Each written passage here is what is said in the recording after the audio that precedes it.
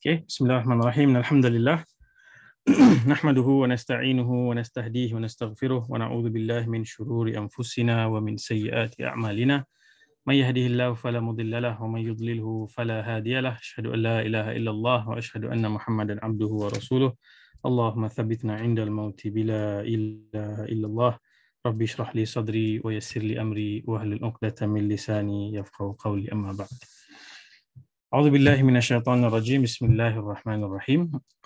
Kalau siapa rakan-rakan sahabat-sahabat yang ada pegang mushaf Quran, boleh buka. Kalau ada yang tengok melalui ataupun ada phone dekat tangan, tengok melalui laptop dan boleh buka mushaf dalam Quran apps. Pergi ke surah yang ke-33, surah Al-Ahzab. Nama surah sama dengan nama perang ataupun events yang kita nak ceritakan hari ini. Kita cuba baca sekejap ayat nombor 9, 10 dan 11. Okay? Siapa yang ada mushaf boleh buka dan sama-sama kita renungkan, dan ini adalah bahagian yang kita akan bincangkan for the next 80-90 minutes insyaAllah. A'udzubillahi minasyaitonirrajim. Bismillahirrahmanirrahim. Allah Subhanahu wa taala berfirman dalam Quran, Ya ayyuhalladzina amanu dzkuru ni'matallahi 'alaikum إذ جاءتكم جنود فأرسلنا عليهم ريحا وجنودا لم تروها وكان الله بما تعملون بصيرا. Wahai orang-orang yang beriman, Allah kata, ingatlah, kenanglah nikmat Allah yang dilimpahkannya kepada kamu semasa kamu didatangi tentera Al-Ahzab. Lalu kami hantarkan kepada mereka angin ribut yang kencang serta angkatan tentera dari malaikat yang kamu tidak dapat melihatnya. Lam tarauha wa kana Allahu bima ta'maluna basira, dan ingatlah Allah sentiasa melihat apa yang kamu lakukan. Kemudian Allah menyebut lagi, idz ja'ukum min fawqikum wa min asfala minkum wa idz zaghatil absar wa balaghatil qulubul hanajir wa tadhunnuna billahi dhununa. Masa itu adalah masa tentera musuh datang melanggar ataupun menyerang kamu daripada atas dan juga daripada bawah. Sehingga mata kamu, dalam terjemahan bahasa Melayu menulis masa itu masa pemandangan kamu tidak berketentuan arah, tapi dalam simple translation dia adalah mata dia rolling up in fear. Mata dia berputar ketakutan dan jantung hati kamu sampai ke kekerongkongan. Dan kamu mula bersangka-sangka pada Allah Subhanahu Wa Taala dengan pelbagai sangkaan. Maksudnya shaken to the core. Kemudian ayat 11 Allah kata, hunalika tuliyal mu'minun. Demikian Allah uji orang-orang yang beriman. Wa zulzilu zilzalan syadida. Dan mereka digoncangkan perasaan dan pendirian mereka dengan goncangan yang amat dahsyat. So bila Allah SWT ceritakan kisah ini, Allah bagi sisi yang sukar untuk diceritakan oleh penulis sirah tentang bagaimana gambaran takutnya pada hari peperangan Al-Ahzab. So sebelum kita masuk story ini, kita kena bagi konteks. And konteks ini sangat penting supaya kita tahu sebab sirah ni besar, the body of sirah knowledge ni sangat besar, dan kita kena tahu specifically, accurately dekat mana bahagian yang kita tengah cerita dan apakah fasa yang dilalui pada ketika kisah tersebut berlaku. So sebagai introduction punya time frame, kita boleh pecahkan kehidupan Nabi SAW generally kepada 3 bahagian. Yang bahagian pertama adalah 40 tahun pertama Nabi SAW hidup sebagai seorang manusia sebelum diberikan wahyu, sebelum dilantik menjadi Rasul. So 40 tahun ni sangat penting dalam sirah. Demikian 40 tahun untuk Allah siapkan Nabi SAW dengan integrity, dengan karakter, dengan personality, yang kemudian kalau kita baca bahagian terawal sirah tu, bahkan hari pertama wahyu turun pun, apabila Nabi SAW lari kepada Khadijah, Khadijah bagi resume, testimoni siapakah itu Muhammad SAW untuk membuktikan Allah tidak akan menghinakan seorang manusia yang baik seperti Muhammad SAW. Itu 40 tahun yang pertama. Kemudian ada bahagian yang kedua, iaitu 13 tahun di Mekah. Okay, 13 tahun ni kita boleh kira juga sebagai 13 tahun Quran turun dah. Okay, tahun 1, tahun 2 sampai tahun 13. Kemudian Nabi SAW berhijrah ke Madinah. Ini bahagian terakhir dalam kehidupan Nabi SAW untuk kita ceritakan secara general, yang mana ada 10 tahun yang terakhir di Madinah. So kisah yang kita nak cerita hari ini adalah apa yang berlaku ketika Nabi SAW berada di Madinah pada tahun ke-5 Hijrah. Maksudnya Nabi pada ketika itu berusia berapa tahun? Kalau Nabi dapat wahyu umur 40, kemudian 13 tahun dah berlalu, dah 53, tambah lagi 5 tahun lebih kurang di Madinah, umur Nabi SAW waktu peristiwa ini berlaku adalah 58 tahun. Kalau kita ikut bagaimana kita perceive orang yang berusia 58 tahun ni, kita kata umur pencen dah lah. Dah retire, probably dah lemah, physically tak kuat, tak cergas, macam muda dan sebagainya. Tapi kita akan lihat Nabi SAW sampai ke akhir usia Nabi SAW sentiasa fit dan sentiasa dalam keadaan kuat untuk membawa risalah. Dan Nabi SAW dalam fasa ni, 40 tahun pertama ni, Nabi dah very concerned. Nabi dah ada banyak pemikiran, pertimbangan, refleksi tentang bahawa masyarakat ini ada masalah dan masyarakat ini perlu berubah. Nabi fikir tentang there must be something that must be done. Kita perlu lakukan sesuatu untuk memperbaiki, dan itulah dia islah. Islah ini adalah memperbaiki suatu keadaan yang sudah rosak dan menjadikan dia lebih baik. Dan dalam konteks sirah Nabi SAW, kita boleh lihat islah dan perpaduan ini adalah dua tema besar yang menjadi payung. Semua tindak tanduk Nabi SAW, pergerakan jatuh bangun dalam sirah Nabi SAW, kita boleh somehow fit dalam payung islah dan perpaduan. Nabi always bekerja untuk melakukan perubahan, menjadikan sesuatu keadaan lebih baik, masyarakat lebih baik, keberagamaan lebih baik, ekonomi lebih baik, politik lebih baik. Dalam proses tersebut, Nabi sedaya upaya memastikan semua langkah-langkah yang diambil menjaga aspek perpaduan. Sama ada internally, externally, dan kita akan lihat juga dalam kisah hari ini bagaimana Nabi SAW mainkan peranan itu. So bila kita kata Nabi SAW sebagai tokoh islah, sebagai tokoh perpaduan, kenapa kita nak cerita kisah ni? Sebab kita berada dalam satu fasa negara kita ni, kita perlukan naratif untuk memperkukuhkan perpaduan. Dan kita juga perlu memperkukuhkan tekad untuk kita melakukan perubahan. Bawa masyarakat negara ni, sahabat-sahabat kita ke arah yang lebih baik dan lebih baik. So kalau kita mulakan cerita ni, dia sebenarnya ada trigger. Kalau kita faham map kota Madinah, I hope I can show you the map. Kalau siapa yang boleh imagine, kalau sambil dengar boleh Google, cuba je buka Saudi Arabia punya map dekat Google tu. Walaupun Saudi Arabia tu is a modern name, tapi Jazirah Arab, semenanjung Arab tu, Mekah ada di bawah, Mekah ada di bahagian bawah dan Madinah berada di bahagian atas. Dan bila Nabi SAW berhijrah daripada Mekah pergi ke Madinah, Nabi SAW masuk ke satu bandar yang mana di situ sudah ada 3 suku kaum Yahudi yang sudah lama menetap di situ. Dan banyak teori dalam sirah kenapa Yahudi datang dan settle down di Madinah. So antara teori yang kuat menyebut mereka memang dah lama tahu bahawa isyarat dalam kitab-kitab Samawi yang terdahulu, mereka diberikan petunjuk Nabi akhir zaman akan datang di satu tempat yang ada banyak pelepah tamar. So mereka mengambil beberapa port di Jazirah Arab tu, Madinah, Khaybar, Madinah nama lama dia Yathrib. Di situ memang diketahui bahawa tempat yang sangat subur dengan pohon tamar. Nabi SAW juga waktu sebelum hijrah, isyarat yang Nabi SAW dapat melalui mimpi daripada Allah SWT adalah melihat pohon-pohon tamar. Sehingga Nabi berfikir, apakah tempat yang diisyaratkan oleh Allah SWT. So apa berlaku? Sewaktu Nabi berhijrah sampai di Madinah, Nabi set satu perjanjian, dijadikan perlembagaan. Perlembagaan ini objektif dia apa? Menjaga hak semua masyarakat etnik, kabilah yang duduk di kota Madinah. Yang kedua, untuk menjaga perpaduan. Kerana kestabilan dan perpaduan itu adalah prerequisite untuk kerja-kerja kemakmuran dalam semua bidang. Dalam dakwah, pendidikan, ekonomi, sosio-budaya dan sebagainya. So dah ada semua perjanjian ni. Apa yang berlaku ketika zaman berlalu, sebab kita tak boleh nak go through detail banyak peristiwa supaya kita tak habis masa nak cerita Al-Ahzab nanti. Apa berlaku? Satu demi satu kabilah Yahudi melanggar perjanjian. bukan hanya melanggar, malah mereka ada attempt untuk membunuh Nabi sallallahu alaihi wasallam. So apa yang berlaku pada Bani Nadir? Ini satu nama kabilah Yahudi yang duduk di Madinah. Apa mereka buat? Ada satu ketika itu Nabi SAW pergi dan negotiate dengan Bani Nadir ni untuk share bayar wang diat. Wang diat ni apa?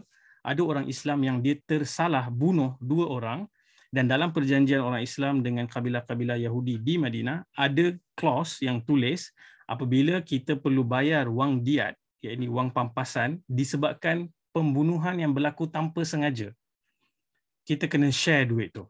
Bahkan ada ulama yang sebut dalam fiqh kita sampai hari ini ia terpakai. Bila bunuh secara sengaja, orang tu tanggung seorang. Tapi kalau pembunuhan tu berlaku tanpa sengaja, masyarakat secara kolektif perlu bertanggungjawab untuk bantu dia bayar, dan satu nyawa dibayar dengan 100 ekor unta.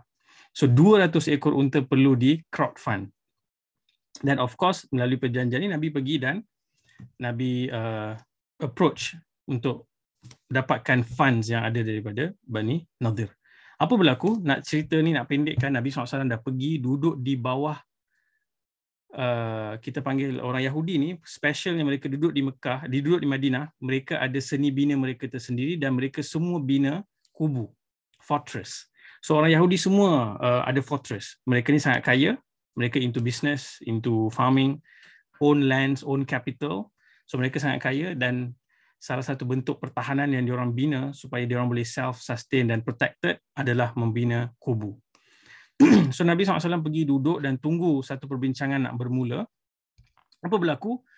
Bani Nadir ni plot nak jatuhkan batu besar daripada atas dinding fortress ni dan terus hempap Nabi SAW. Ketika mereka hampir melakukan apa yang mereka plan, Jibril AS bagi wahyu kepada Nabi SAW, sampaikan wahyu, suruh keluar dari tempat tu serta-merta. Nabi SAW keluar, dan kemudian apa berlaku? Ini diceritakan balik kepada Yahudi, dan Yahudi tahu mereka telah melakukan kesalahan, dan Nabi SAW bagi tempoh masa 10 hari kosongkan. Hanya bawa unta dan harta yang boleh muat dalam satu unta. Basically semua orang ada kereta, mereka hanya boleh bawa harta keluarga setakat mana kereta tu muat, and then they must leave. So tanah, aset, rumah, whatever yang ada mereka tak dapat bawa tu menjadi milik orang Islam. So bila Bani Nadir ni keluar, mereka pergi ke Khaybar. Okay? Kena fokus sikit sebab awal-awal ni dia ada setting sikit map dia. So bila pergi ke Khaybar ni, ini adalah stronghold orang Yahudi. Khaybar ni macam kawasan parlimen yang solid lah, Yahudi punya stronghold. So mereka disambut, dan ketua Bani Nadir yang keluar sekali pergi ke Khaybar ni, nama dia Huyai ibn Akhtab. Kena ingat nama ni sebab nanti Nabi SAW in few years time sebenarnya akan berkahwin dengan anak dia. Okay? Nabi SAW akan kahwin dengan anak dia, iaitu Safiyah radhiyallahu anha ummul mukminin. Nanti kita akan cerita kemudian. So Huyai ini pergi, dan di sinilah plot tu bermula. Dan sebelum tu konteksnya apa? Apabila Nabi dah berhijrah, berlaku perang Badar, perang yang pertama, Quraisy kalah. So nama orang Islam, tentera Islam mekar, harum di seluruh jazirah Arab sebagai tentera yang kuat. Kemudian berlaku Uhud.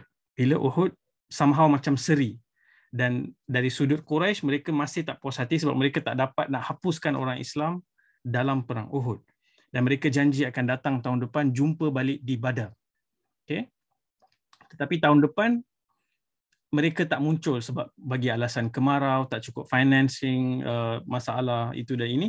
Orang Islam sampai tapi tak ada. So itu sekali lagi kemenangan moral. Tetapi selepas itu berlaku satu demi satu pengkhianatan terhadap orang Islam. Misalnya peristiwa yang berlaku, Nabi SAW hantar satu kabilah ni berlakon masuk Islam, minta hantar 70 para pakar yang pandai baca Quran, hafal Quran, kononnya untuk mengajar masyarakat mereka. Tapi bila dihantar, mereka bunuh semua. So benda ni hantar signal, sejak daripada Uhud tu, kabilah-kabilah lain yang ada di dalam map di Madinah tu dapat signal, bukan Madinah saja, beyond Madinah sampai ke Mekah, as if macam tak adalah kuat sangat sebenarnya tentera Muslim ni. Dan mereka mula rasa nak test the boundary, test bagi tengok kalau kita boleh kalahkan. Dan ada dua faktor yang penting kita kena ingat daripada zaman Mekah lagi sampai terbawa-bawa di zaman Madinah, iaitu mereka tahu apa yang Nabi SAW bawa itu benar. Mereka tahu apa yang Nabi panggil kepada islah dan perpaduan di atas nama Tauhid itu benar. Tetapi ego mereka yang menghalang. Mereka tahu ini bukan soal agama tapi ini soal bisnes, status, kuasa dan jawatan. Sebab mereka duduk di Kaabah tu, mereka dah jadikan agama tu sebagai tunggangan, commercialized, yang mana mereka tak sanggup kehilangan status menjadi penjaga pemerintah pentadbir agama tu. Berhala mereka jaga, urusan haji mereka jaga. So bila Nabi datang dan Nabi pula bawa idea egalitarian, semua orang sama di sisi Allah SWT, yang membezakannya hanya takwa, diorang tak suka that kind of narrative. So sebenarnya even Yahudi yang ada di Madinah semua tahu bahawa Nabi Muhammad SAW adalah Nabi yang dijanjikan oleh kitab yang turun daripada langit sebelum itu, bahawa dia adalah Nabi akhir zaman. Cuma mereka tak boleh tahan ego mereka untuk menerima bahawa Nabi itu datang daripada bangsa Arab yang mereka pandang rendah dan hina. So it's actually a problem of ego. Kalau kita baca sejarah yang moden pun hari ini, seruan kepada keadilan, kepada kesamarataan, kepada integriti, tata kelola yang baik. Ini sebenarnya semua nilai-nilai universal yang diterima. Tapi ada orang yang tak boleh nak kehilangan apa yang mereka nikmati menyebabkan mereka lawan. Okay, so apa berlaku? Mood yang ada di sekitar tersebut rasa macam kita boleh makan ni orang Islam ni. Kita hanya perlu bersatu. So bila Huyai ibn Akhtab pergi duduk dekat Khaybar, kat Khaybar ni ada banyak billionaires. Dia ada Bali billionaires duduk kat situ, dan diorang boleh fund all this project macam mana nak topple ataupun nak jatuhkan kerajaan Nabi sallallahu alaihi wasallam dan hapuskan terus, unroot. So mereka hantar 4 orang, kita kata top leaders lah, menteri kanan dalam kabinet. 4 orang ni pergi kepada Abu Sufyan di Mekah. So inilah bibit-bibit bagaimana perang Ahzab ni berlaku. So kita masih di peringkat awal dan kita kena appreciate macam mana benda ni transpire sehingga orang Nabi SAW dan umat Islam berada dalam keadaan takut sampai jantung, sampai ke kekerongkongan tu. So apa berlaku? Mereka kata the only way, kalau kita nak hapuskan, even dalam bahasa Arab digunakan perkataan uproot, maksudnya cabut dan buang terus supaya tak ada lagi Muhammad sallallahu alaihi wasallam, tak ada para sahabat, dan we just start all over again. So this is the biggest threat of the region dari menurut pandangan mereka. So mereka pergi jumpa dengan Abu Sufyan. Abu Sufyan ni dia ada macam complexity juga, dia ada inferiority complex. Dia rasa macam dia respect, dia look up to Yahudi, tapi dia juga tahu bahawa sangat banyak perbezaan antara mereka yang menyembah berhala dengan Yahudi yang ahli kitab, yang ada tamadun, yang ada keilmuan. So bila sampai dekat Quraisy, Yahudi ni memang bijak. Dia tahu Quraisy sedang menghadapi krisis ekonomi. Sebab bila umat Islam dah berhijrah ke Madinah, orang Islam dah pegang perjalanan dagang ke arah utara, pergi ke Syam. Rihlatas syita'i was saif. Kalau kita ingat, apabila musim panas mereka akan pergi ke Rom dan berdagang. Tu laluan tu kena lalu Madinah. So perang Badar juga sebenarnya adalah perang yang berlaku ketika orang Islam datang nak tahan caravan, barang-barang dagang yang dibawa oleh Abu Sufyan, yang mana mereka kata ini adalah barang-barang harta kami yang dicuri sewaktu kami dihalau keluar, diseksa dan didera sewaktu di Mekah. So bila datang kepada Abu Sufyan rasa this is the best deal ever, sebab satu, dia rasa honored Yahudi turun dan datang ajak dia untuk collaborate, untuk buat satu pakatan ataupun perikatan ataupun barisan. Al-Ahzab itu literally bermaksud pakatan, perikatan, barisan, himpunan, kumpulan beberapa parti, kabilah, suku kaum dan sebagainya. Dan dia bukan hanya ajak Abu Sufyan, dia ajak juga dengan kita mulakan pact ini, kita akan ada strength yang besar dan kita boleh mobilize lagi semua kabilah-kabilah kecil dan juga kabilah besar seperti Ghatafan dan Hawazin yang ada di sekitar Madinah. Okay? Ini adalah konteks. Madinah ni seolah-olah dikepung oleh kabilah-kabilah lain, dan semua kabilah-kabilah lain ini, kecuali satu kabilah aja yang mengambil pendirian berkecuali, lain semua team up. Dan mereka kata, let's do this. Let's end Muhammad SAW and Muslims once and for all. Kita habiskan cerita ni, we go back to our glory years. Make Mecca great again. Kind of narrative. And also Madinah lah, sebab Bani Nadir dah kena halau, dia rasa macam that's our land, we live there, dan tapi dia mengalami situasi tersebut sebab dia sendiri yang khianat, dia sendiri yang langgar perjanjian. So apa berlaku? Nabi SAW pada tahun-tahun selepas hijrah ni, Nabi memang sangat busy kerana sentiasa under threat. Sentiasa diserang, sentiasa diganggu, sentiasa di ambush. So Nabi ada spy yang sentiasa bergerak dan memungkul maklumat pergerakan musuh. Dalam masa yang sama, Nabi ada seorang pakcik namanya Al-Abbas yang masuk Islam secara rahsia, tidak mendedahkan keislamannya, duduk di Mekah, dan sebahagian daripada ruling elites lah. Sebab dia daripada keturunan Bani Hashim, daripada anak Abdul Muttalib, yang legend itu, kita boleh ibaratkan dia satu tokoh negarawan yang paling penting di Mekah. So Al-Abbas menghantar maklumat secara rahsia kepada Nabi SAW. Ada pertemuan-pertemuan yang berlaku. Misalnya hari ini mungkin kita boleh bayang di hotel-hotel. Dulu mereka berkumpul di Darun Nadwa, di rumah-rumah pembesar-pembesar ni, dan mula agree, sign pact. Let's be together. Kita lupakan sengketa lama. Mari kita membuat satu gerombolan pakatan ini, dan kita habiskan musuh kita, our mutual enemy. So Al-Abbas hantar maklumat. Juga dalam buku-buku sirah ada yang menyebut bahawa Allah Subhanahu Wa Taala sendiri yang mendedahkan. Dalam surah An-Nisa, surah nombor 4, Allah Subhanahu Wa Taala cerita bagaimana Yahudi ni bila sampai dekat Quraisy, sebenarnya agama Yahudi dengan agama Islam sangat banyak persamaan. Sebab dia datang daripada sumber yang sama. Cuma mereka tokok tambah, mereka ubah, dan menyebabkan dia terseleweng.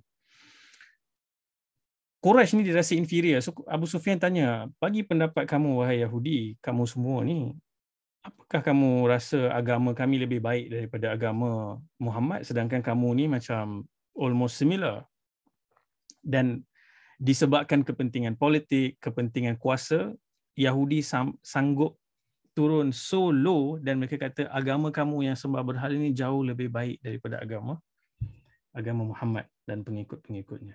Dan Allah tempelak benda ni dalam surah An-Nisa ayat 51 hingga 52. Take note je dulu, nanti boleh rujuk apa yang Allah SWT sebut supaya kita dapat save masa, sebab saya tengok nota ni dengan tengok masa bergerak ni, kita kena laju sikit. Surah nombor 4 ayat 51 hingga 52. So apabila maklumat ini sudah sampai ke Madinah, Nabi SAW style dia sama. Dalam setiap insiden yang penting, yang cemas, Nabi SAW akan immediately panggil meeting. Panggil untuk kita adakan mesyuarat tergempar. Nabi SAW di Madinah sentiasa consult para sahabat di level-level yang tertinggi ni, pemimpin-pemimpin Aus dan Khazraj. Mereka duduk dan mereka bincang, dan mereka letakkan satu situasi yang mereka tak pernah imagine boleh berlaku, iaitu mereka akan dikepung dari segenap penjuru. Dan sebelum kita pergi jauh, jangan lupa, walaupun Bani Nadir dah kena halau, ada satu lagi kabilah Yahudi yang berbaki duduk dalam Madinah, dan mereka masih lagi pegang pada perjanjian dan perlembagaan yang telah dimeterai bersama dengan umat Islam di Madinah. So mereka adalah sebahagian daripada Madinah setakat ini. Okay. So Nabi SAW panggil dan bincang, dan mereka ada dalam agreement tu, termasuk apabila umat Islam diserang di Madinah, mereka turut sama mempertahankan Madinah, bukan berkecuali, tetapi bersama dengan umat Islam mempertahankan Madinah. So Nabi bincang, waktu itulah mereka buntu. Mereka kata, kalau kita fikir, kita memang tidak ada apa-apa strategi dengan jumlah 1,500 hingga 2,000, maksimum 2,000 orang je tentera umat Islam di Madinah untuk berdepan dengan ni, semua kabilah ni bila digabung at least 10,000 jumlah tentera. 5 kali ganda ataupun 6 kali ganda daripada jumlah yang ada di Madinah. It's certain death. Dia orang tak boleh imagine macam mana kita nak boleh cari satu strategi untuk boleh tahan benda ni, untuk lawan dengan gerombolan ni. Dan jangan lupa juga apabila Quraisy ni dia pact dengan Yahudi, dia juga menawarkan kita panggil apa, harta negara yang sangat banyak kepada kabilah-kabilah kecil ni untuk semua masuk. So kebersamaan mereka itu adalah kerana harga yang diletakkan, bukan kepercayaan. Mereka tak kongsi mission yang sama. So apa berlaku? Ghatafan contohnya. Ghatafan ni adalah satu kabilah besar. Kalau saya boleh tunjukkan sekejap lagi dekat saya ada satu buku, saya tunjukkan sekejap lagi macam mana nak nampak map dia, kat mana parit, kat bagaimana suasana Madinah dan sebagainya. Ghatafan ini dia tak ada interest pun. Dia basically, if you pay me, I'm good. I just need money. I don't have ideology, aku tak fight for anything. So Ghatafan ditawarkan kekayaan setahun daripada penghasilan yang akan dikeluarkan oleh farms ataupun ladang-ladang yang berada di Madinah. 1 tahun punya kita boleh kata pendapatan negara 1 tahun ditawarkan kepada Ghatafan, dan Ghatafan kata this is super good deal dan we are in. So diorang ni masuk ni semua disebabkan ada harga yang diletakkan ataupun ditawarkan. So bila Nabi SAW bincang, ada seorang sahabat nama dia Salman Al-Farisi. Dia ada kisah yang sangat panjang, sangat menarik. Ini adalah perang pertama yang dia terlibat. Walaupun waktu perang Badar dan perang Uhud dia berada di Madinah, tapi dia telah diperhambakan oleh Yahudi dan dia ada journey mencari agama yang benar daripada Parsi. Parsi hari ini Iran lah. Iran dah terkeluar kan daripada World Cup. Iran ni daripada situ dia daripada satu pendeta ke satu pendeta dia belajar, dia mencari siapakah Nabi akhir zaman dan dia end up di Madinah. Dan itu plan Allah SWT kerana Nabi akhir zaman tu nanti dia akan jumpa di Madinah. So dia beritahu, Rasulullah, aku ada cadangan. Waktu aku di Parsi, apabila kita berdepan dengan situasi deadlock macam ni, tak ada kekuatan tentera untuk melawan, kita akan bertahan dan salah satu caranya adalah dengan menggali parit, khandak. Sebab tu perang Ahzab ni juga nama lain dia Khandak. So Khandak ini ataupun parit ini is a super strange idea. Orang Arab tak pernah fikir menggali parit. Dan of course kita boleh imagine tanah mereka bukan macam tanah gambut kita ni. Ya, tanah batu yang keras dan menggali sedikit pun dah susah. Dan ini cadangannya adalah untuk menggali parit sepanjang 2 km. Menutup laluan masuk ke Madinah daripada belah utara. Dan Madinah ni, Allah SWT design Madinah, dia ada perlindungan semula jadi yang mana menyebabkan tentera hanya boleh march in, masuk secara gerombolan besar daripada belah utara. So mereka hanya perlu fokus membina khandak itu, parit itu di bahagian utara. Dan saya tunjukkan, insyaAllah moga nampaklah dekat sini. So ini adalah map Madinah. Okay. Ini masjid Nabi SAW. Dan di tepi-tepi ni Harrah ni semua adalah gunung-gunung bekas letusan gunung berapi. Kalau kita naik flight, kita boleh nampak dia berwarna hitam dan tentera tak boleh lalu dekat sini. Dan celah-celah ni semua ada pohon-pohon tamar. So tentera juga tak boleh nak melalui kepadatan pohon tamar untuk masuk dan menyerang. So ada satu je entrance daripada atas ni. Dan di sinilah dibina parit. Lebih kurang panjangnya 2 km.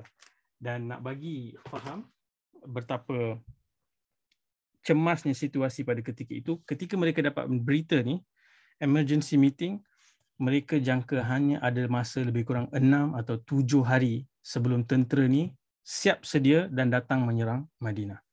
Waktu tu winter, sangat-sangat sejuk. Waktu tu memang tak ada banyak bekalan makanan yang boleh dihasilkan. Pertanian waktu tu tak menghasilkan buah dan mereka sendiri hanya menyimpan stok yang sedikit. Macam kita tiba-tiba PKP, tiba-tiba malam ni announce, tak sempat pergi beli groceries, what not. Itu sebab kita ada groceries. Dan mereka tak sempat buat apa-apa. So daripada awal lagi, memang makanan sangat terhad di kota Madinah. Ditambahkan dengan musim sejuk yang mencengkam. Angin yang sangat kuat. Lalu Nabi SAW decide, idea Salman adalah apa yang paling feasible. Kalau dipikir tak ada idea lain yang boleh diperkenalkan, diketengahkan waktu ini, dan Nabi SAW adapt idea yang dibawa oleh Salman Al-Farisi, dan itu menunjukkan satu sifat Nabi SAW sebagai seorang pemimpin Islah. Nabi sentiasa open kepada idea-idea inovasi, idea-idea luar, dan juga kreativiti bagaimana nak mendepani satu situasi. Nabi SAW tidak rigid. Dan ini bukan hanya satu contoh, kita akan lihat dalam sirah Nabi SAW, sangat banyak contoh bagaimana Nabi SAW ni orang yang sangat terbuka dalam embracing teknologi, embracing arts, culture daripada kabilah-kabilah lain. Dan itu salah satu daripada karakter bagaimana satu orang tu dia boleh merangkul kepelbagaian. Dia boleh meraihkan kepelbagaian dan perbezaan. So saya bagi detail sikit, nak bagi appreciate betapa susahnya kerja nak menggali parit ni. Satu parit itu adalah sepanjang 2 km. Nabi SAW sendiri meletakkan garis macam engineer buat line exactly kat mana nak kena gali. Dia punya dalam dia adalah sedalam 3 meter. Boleh imagine 3 meter ni dalam mana, dan lebar atas dia tu adalah 7 meter, sebab dia nak kena pastikan kuda tak boleh lompat melangkaui parit ni. Kalau kuda boleh lompat, no point gali parit. Dia nak kena make sure kuda tak, kalau lompat dia akan jatuh. Dia tak boleh cross over. Dan lebar di dalam tu juga adalah 4.5 meter. Suatu parit yang sangat besar, hanya dengan 1,000 orang yang available untuk bekerja menggali parit ni tanpa tools. Tak ada bulldozer, tak ada diggers, kereta sorong pun tak ada. Kebanyakan mereka sebab tak cukup cangkul dan bahan yang boleh digunakan, mereka menggunakan tangan dan mengangkat sendiri tanah tu dekat belakang badan dan keluarkan. Dan mereka bina benteng pasir daripada galian tersebut. So Nabi SAW waktu buat decision tu, Nabi juga decide semua wanita, kanak-kanak dan orang-orang tua ni kita kena letakkan di tempat yang selamat. Sebab Nabi sebenarnya memang dah ada, kita panggil apa, sixth sense, menjangkakan ataupun prepare kalau Bani Quraidah. Okay, Bani Quraidah ni adalah Bani yang Yahudi yang terakhir ada di dalam Madinah ni. Kalau mereka ni khianat, kita kena make sure anak isteri, orang tua, orang lemah sudah ditempatkan di tempat yang selamat.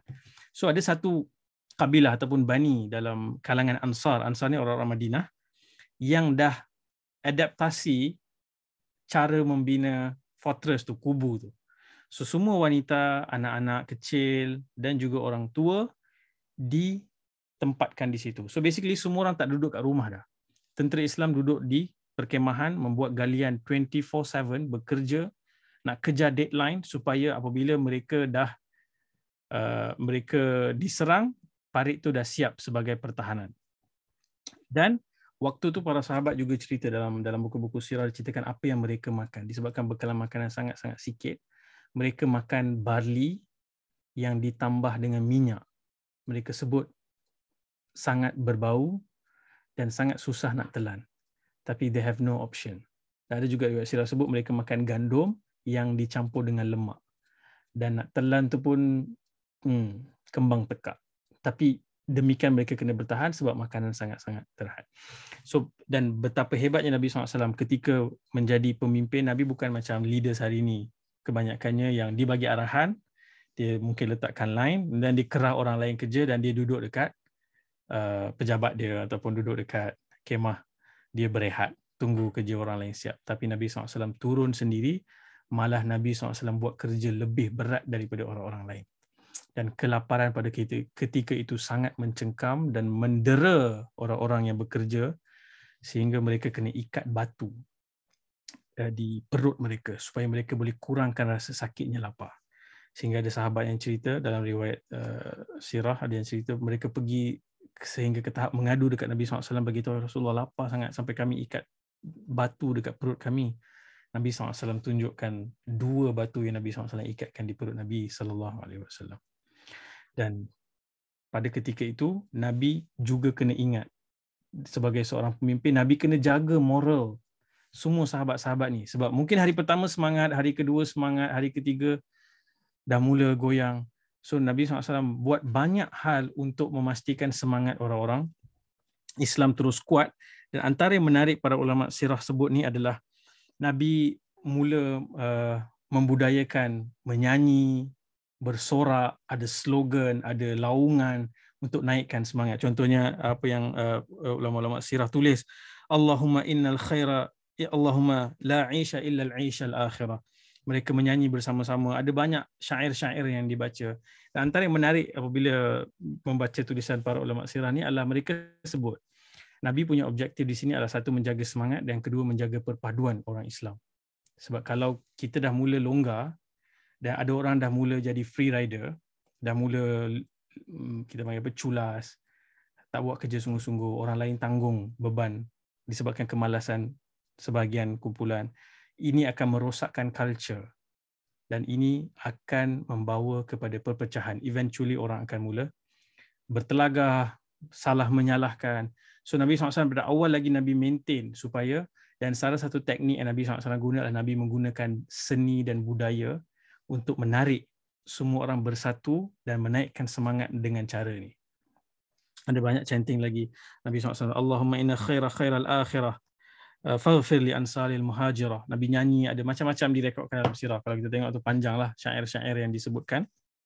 Dan demikian pentingnya sebenarnya elemen. Hari ini pun ramai orang mengkaji antara faktor-faktor yang menyatu padukan masyarakat, komuniti adalah kesenian dan kebudayaan. Apabila kita maju, kita progress, kita semakin moden, tetapi kita lecehkan budaya, seni, kita akan lihat semakin lama akan hilang identiti, akan hilang kita panggil jati diri sesuatu komuniti ataupun kaum. Sebab tu kalau saya pengalaman beberapa kali pergi ke Indonesia misalnya, Indonesia antara negara yang sedang berkembang maju dan mereka menjadikan budaya dan seni ini sebagai teras yang menyatu padukan rakyat, yang menyatu padukan kumpulan-kumpulan daripada pelbagai etnik, bahasa dan sebagainya, di mana mereka preserve, mereka jaga dan mereka mengangkat itu sebagai kelebihan dan perkara yang diselebrate bersama, iaitu budaya dan seni. So waktu mereka bekerja dengan keras, ada satu peristiwa yang menarik berlaku, iaitu seorang sahabat nama dia Jabir ibn Abdullah. Jabir ni dia baru je kahwin dalam setahun setengah sebelum berlakunya perang Ahzab ni, dan dia orang miskin dan dia kahwin pun sebab Nabi SAW hadiahkan dia lebih kurang 28 gram emas, sikit je lah, 1 ounce. Nabi hadiahkan dekat Jabir dan Jabir kahwin. Dan bila Jabir radhiyallahu an tengok Nabi bekerja keras, Nabi kelaparan, dia pun kelaparan, orang lain semua pun kelaparan, tapi dia tak boleh bear, dia tak boleh sabar tengok Nabi terpaksa menanggung kelaparan sebagai seorang pemimpin dan bekerja. Dan banyak riwayat sirah cerita Nabi bekerja sampai badan Nabi penuh dengan kesan tanah dan debu, look so dirty dan so memang betul-betul macam buruh kasar Nabi SAW bekerja, dan sedangkan dia adalah ketua negara. So Jabir ni fikir, aku tak boleh sabar melihat Nabi SAW menanggung derita lapar. Dia balik ke rumah, dia minta izin. Semua orang yang bekerja di dalam projek menggali khandak ini, parit ni, semua kalau nak pergi mana-mana kena dengan izin Nabi SAW. Itu disiplin yang dijaga, ketat dijaga. Semua orang hanya boleh keluar, pergi mana-mana, rehat dan sebagainya dengan izin Nabi SAW. So Jabir minta izin dekat Nabi SAW dan dia pergi ke rumah dan beritahu dekat isteri dia apa yang kita ada dekat rumah. Isteri dia beritahu kita ada sikit gandum dan kita ada baby kambing kecil ni. Kalau nak kita tak boleh sembelih lah basically kambing ni. This is baby lagi, kecil lagi, tak cukup umur. Jabir beritahu, aku melihat satu keadaan yang aku tak boleh bear, aku tak boleh sabar. Tak ada option, kita kena masak juga. So dia kata kat isteri dia, masak, aku akan panggil Nabi SAW datang dan makan. So dia pergi kepada Nabi SAW, wasarartu lahu, dia kata aku berbisik kepada Nabi SAW serahsia mungkin supaya orang lain tak dengar. Dia beritahu, Rasulullah, aku dah minta isteri aku masak sikit dan kau boleh datang makan, paling-paling pun ajak seorang atau 2 orang, dia kata. Dan Nabi SAW kata, masak apa tu? Dan dia kata ada satu kambing kecil, ada gandum sikit. Dia kata, oh, banyaknya. Kemudian Nabi mula berdiri dan Nabi mula panggil, hayya halla, hayya halla. Nabi buat pengumuman kat 1000 orang yang tengah menggali parit tu, bagi tahu Jabir hari ini jemput kita semua makan dekat rumah dia. Dan kita boleh bayangkan Jabir panik dan dia macam froze, like what just happened. Dan Nabi kata, kau balik bagi tahu dekat isteri kau, jangan jangan sentuh lauk tu, tunggu sampai aku datang.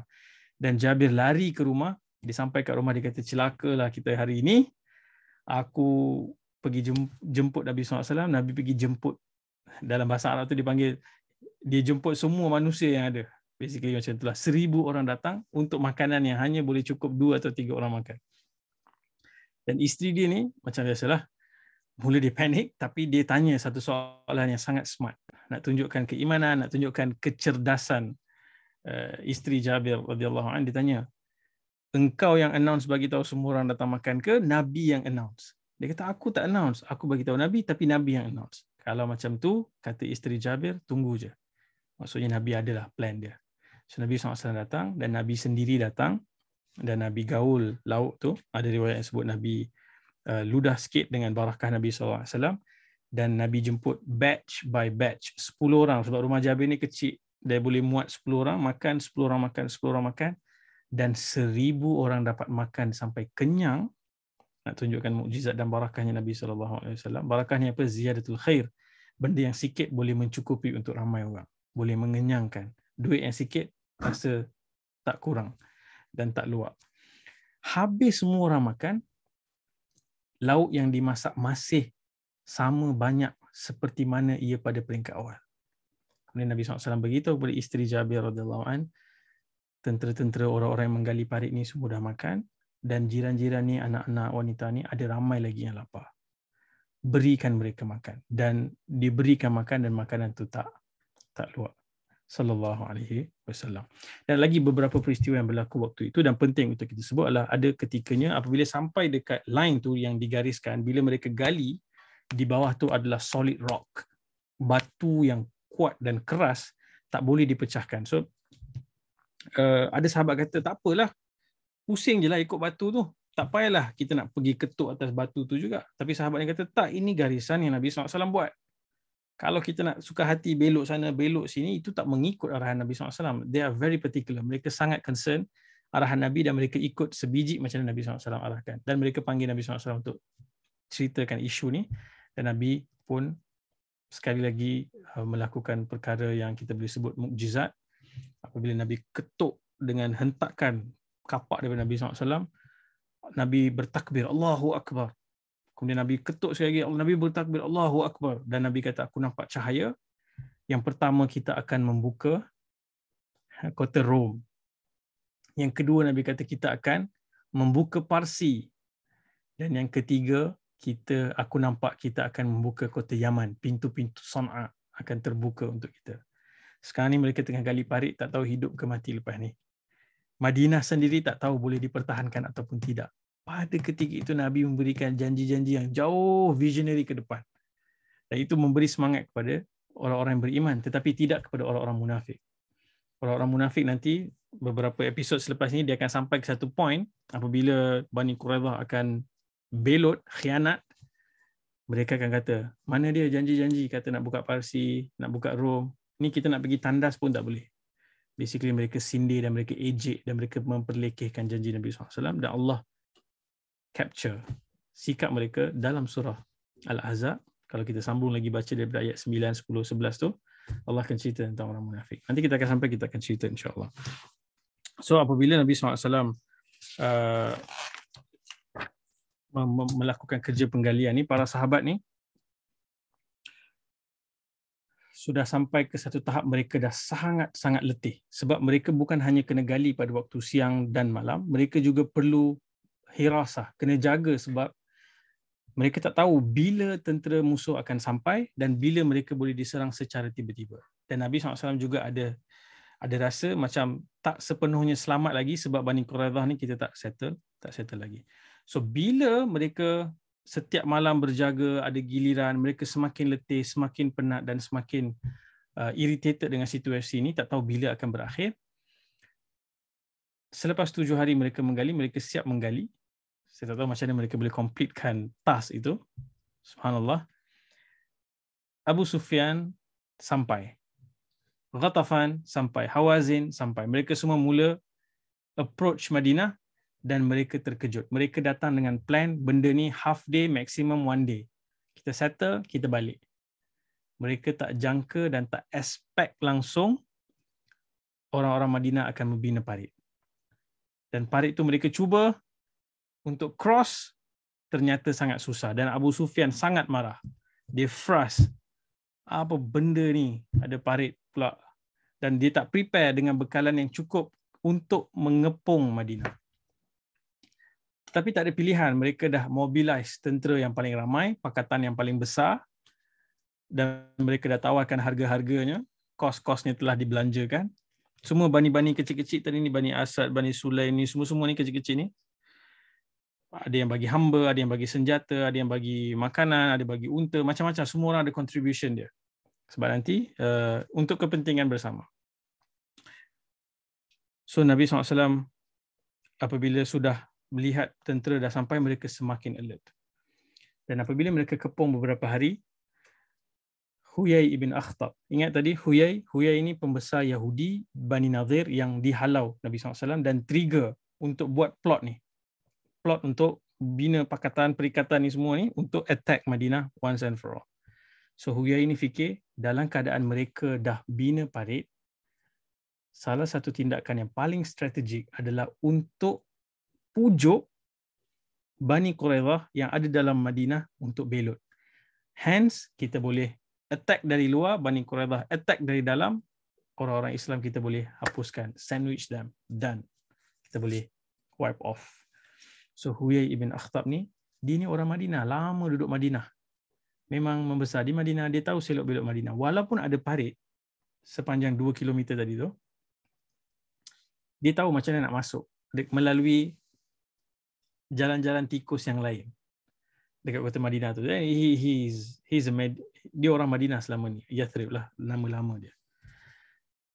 So somehow dia manage untuk masuk. Dan waktu malam, siapa pun takkan nampak. It's a dark, pitch black. Memang gelap, tak nampak apa-apa. Dia masuk dan dia pergi ke kubur Bani Quraidah. Tadi kalau kita perasan, ni map ni kan. Okay, Bani Quraidah ni duduk dekat sini. Ini Bani Quraidah.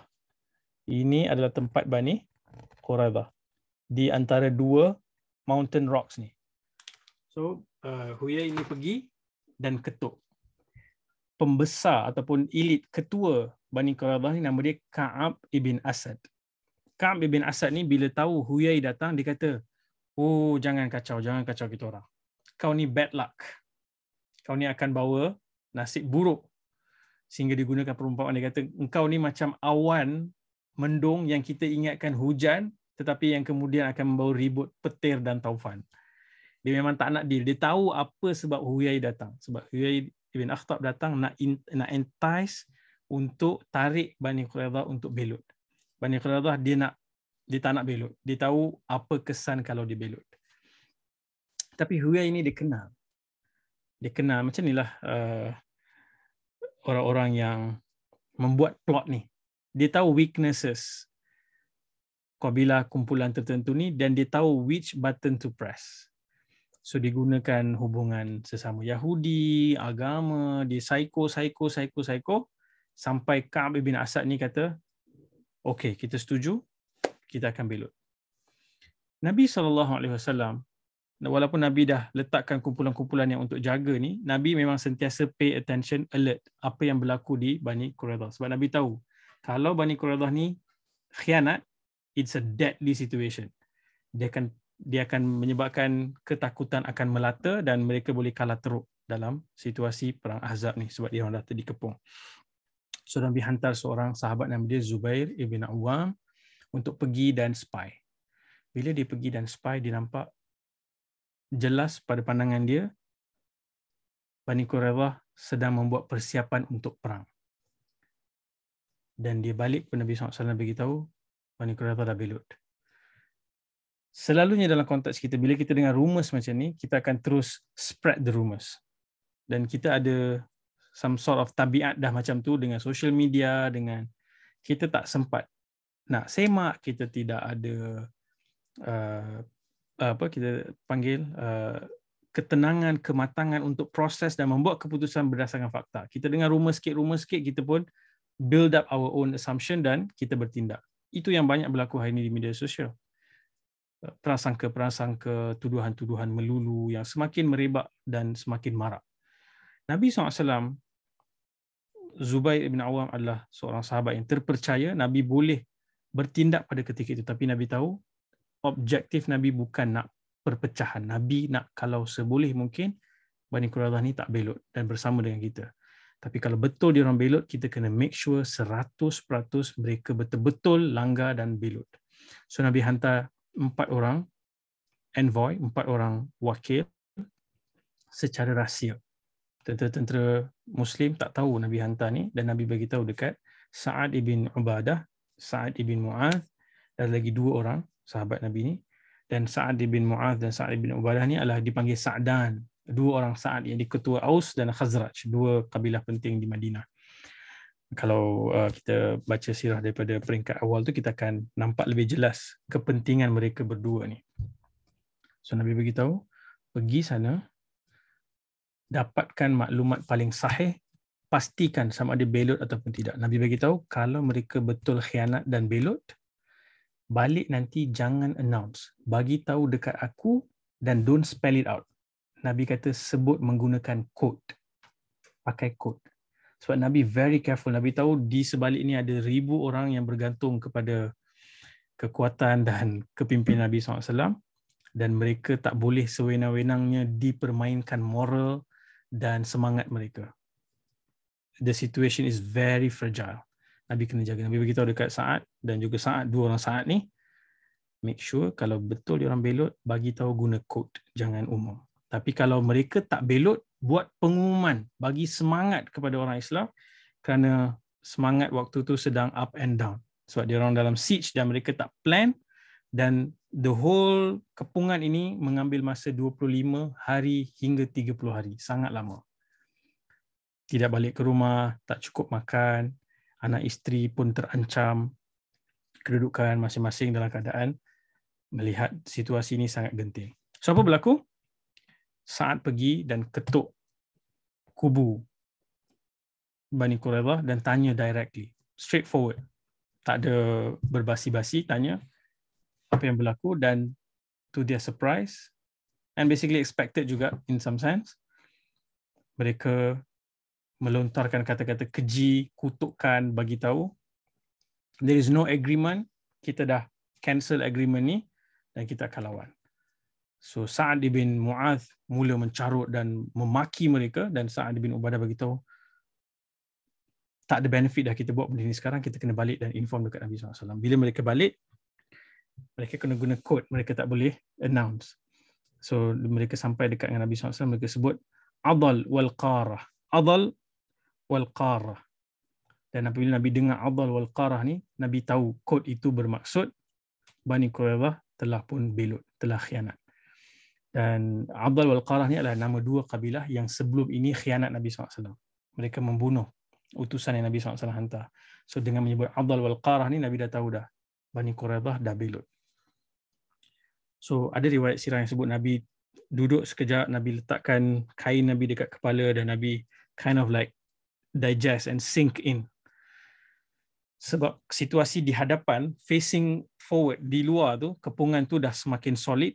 Mereka bila-bila masa boleh tembus masuk, dan kalau longgar sikit je mereka boleh tembus masuk. Sebab tu Nabi letak setiap checkpoint tu ada orang yang jaga kat parit tu. Kalau ada orang attempt nak masuk, mereka akan attack dulu supaya mereka tak dapat kind of like climb up from the trench tu.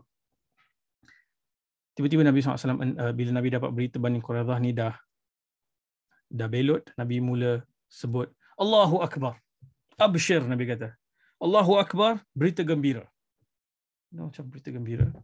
Sebab at least for sure kita dah tahu orang yang kita anggap kawan ini sebenarnya musuh yang nyata. Sebab facing musuh yang nyata lebih mudah berbanding facing orang yang pada zahir nampak macam kawan tapi dia tikam daripada belakang. So this is to some extent Nabi nampak even jauh lagi. Nabi yakin Nabi akan menang, dan Nabi nampak kita akan halau keluar Bani Quraidah ni dan kekayaan tanah. Sebab Yahudi ni memang, nanti kita akan lihat dalam surah Al-Hashr, surah tu Allah cerita bagaimana orang-orang Yahudi ni waktu diambil harta mereka, Nabi sebut tentang jangan biarkan harta kekayaan berputar hanya dalam kalangan orang kaya, hanya dalam kalangan elit. So waktu tu nanti, future nanti mereka akan bahagi tanah tu dan bahagi kekayaan tu kepada orang-orang miskin yang ada di Madinah. So Nabi mula pecahkan tentera yang sekarang jaga dekat parit tu, pecahkan sebahagian pergi duduk dekat kubu Bani Quraidah dan buat takbir sekuat yang mungkin, tunjukkan bahawa kita kuat dan kita still in charge. Bila berita ni tersebar sampai kepada Huyai ibn Akhtab ni, kira berjaya buat deal lah, settle, close deal dengan Bani Quraidah, dan dia sekarang bukan hanya ada pakatan ataupun pack di luar yang dah kepung Madinah, di dalam ni pun dah crumble. Dia tahu kita boleh serang daripada dalam dan kita boleh serang daripada luar. Waktu ni confidence level Quraisy dan juga Hawazin Ghatafan ni dah semakin kuat. Apa berlaku? Mereka mula masuk, try berusaha sedaya upaya untuk masuk, dan menyebabkan situasi semakin susah dan semakin tidak terkawal. Waktu inilah Allah Subhanahu Wa Taala dalam surah Al-Ahzab tadi, ayat nombor berapa tadi kita baca? Ayat nombor 9. Allah Subhanahu Wa Taala cerita, pada ketika itu mata kamu mula berputar, jantung kamu sampai ke kerongkongan, kamu diguncang dengan guncangan yang kuat. Waktu itu orang Islam dah rasa macam habis, certain death. Sebab salah satu tindakan Nabi yang berikan mereka some sort of comfort dan ease adalah waktu Nabi SAW letakkan anak-anak dan isteri mereka di dalam fortress Bani Harithah tadi, Banu Harithah ini. Mereka tak expect orang daripada dalam akan serang. Dan apa Bani Quraidah buat? Antara immediate action yang mereka buat ialah, sebab kan kawan-kawan Quraisy, Hawazin yang di luar tu semua, Ghatafan, Yahudi daripada Khaybar ni semua tak cukup bekalan. Mereka hantar 20 ekor unta dengan bekalan makanan pergi kepada orang yang mengepung Madinah. Dan orang Islam berjaya pintas dan rampas apa yang dia hantar, dan mereka juga attempt pergi dan cuba nak masuk ke dalam kubu Banu Harithah, nak bunuh isteri dan anak-anak, wanita dan anak-anak orang-orang Madinah. So ini semua konteks yang penting, sebab apa yang akan berlaku nanti waktu Nabi SAW bertindak dengan Bani Quraidah. To cut the long story short, Nabi SAW akan bunuh semua lelaki, kecuali beberapa orang yang masuk Islam dan sebagainya.